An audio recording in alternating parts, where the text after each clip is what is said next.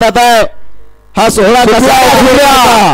गाड्या सुटल्या घाट माता केसरी संघ 2024 मैदानातला फायनलचा फेरा पडतो।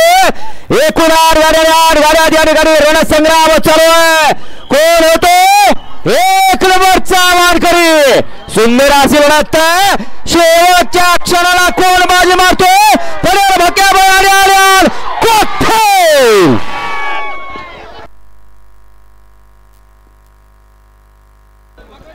हा पुढे किती जण झोपलात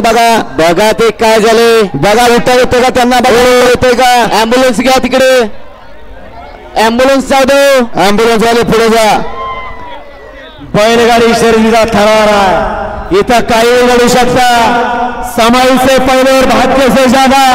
किसी को कुछ नहीं मिलता इथं इथं कष्टाला चीज आहे इथं कोणी छाती टाकून यायचं नाही मी आज एक करणार म्हणून